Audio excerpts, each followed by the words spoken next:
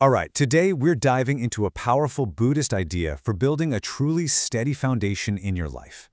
Think of it like a personal architecture, one that's designed to handle all the inevitable storms and changes life throws at you. And it all starts with understanding the very forces that are constantly knocking us off balance. You know that feeling, right? You've worked so hard, you've planned everything out, you've finally built your life into some kind of order, and then, bam, out of nowhere something happens that just messes it all up. It is beyond frustrating. I think we all do this. We walk around with these perfect pictures in our heads of how life is supposed to be. You know, the dream job, the perfect relationship, that feeling of total calm. But real life? Well, it's messy. There's always something a little bit off, isn't there? Something missing, something breaking. And honestly, that's just part of being human. So why? Why does life feel so unpredictable? Well, there's a core Buddhist concept that gives us a really fascinating way to understand this instability. It's known as the 8 worldly winds. Just think of these as the external forces that are constantly blowing through your life. They're the fickle, totally unpredictable conditions that we have zero control over, yet we so often let them dictate our entire sense of happiness and well-being. So let's break these down. You can see they come in 4 pairs of opposites. On one side, in the favorable column, you've got all the stuff we're constantly chasing: gain, fame, praise, and pleasure. But look at the other side, the unfavorable column. You see their shadows, their inevitable counterparts: loss, disgrace, blame, and pain. And here's the kicker: you cannot have one without the other. They are a package deal.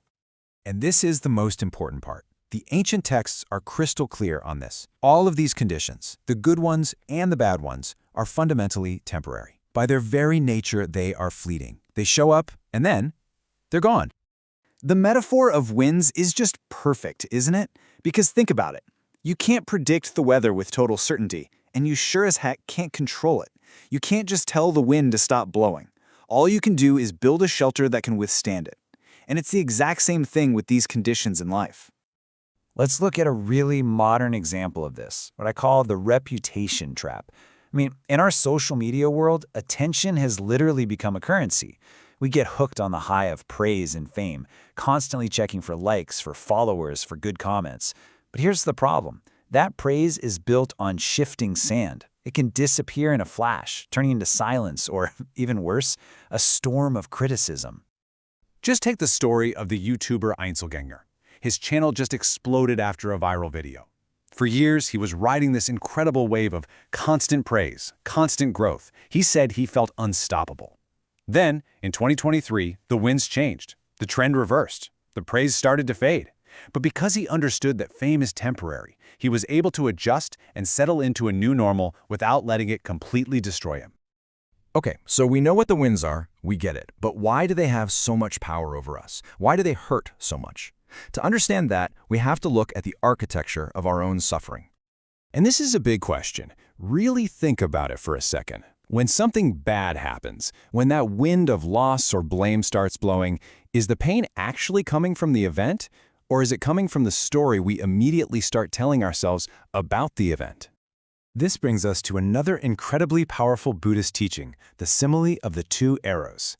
It is such a profound way to understand the critical difference between the pain that life just hands us and the suffering that we actually create for ourselves. Okay, here's how it works. The first arrow is just the raw event, the unavoidable pain of life. It's the flat tire when you're late, the project that fails, the illness that comes out of nowhere. You cannot stop this arrow. It's coming.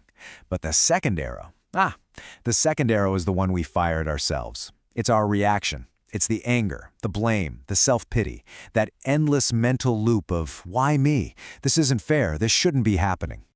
So let this really sink in. Pain is inevitable. Suffering is optional.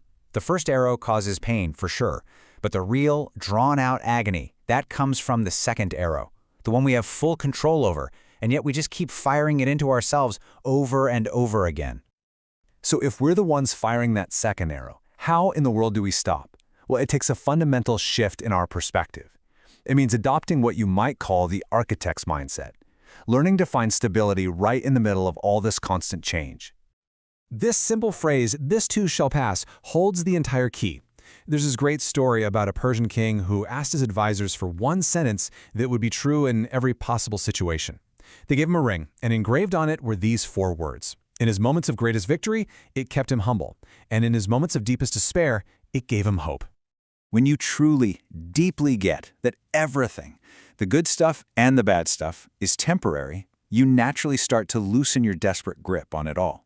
Success won't make you arrogant because you know it's just a passing season. And failure won't completely crush you because you know that's not your permanent address. You stay steady.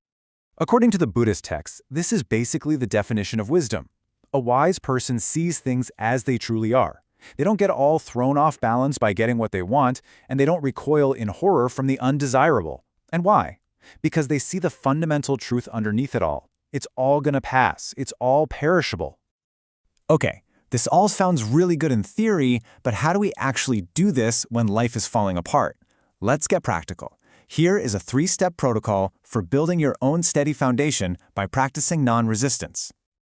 Okay, step 1. Acknowledge the wind.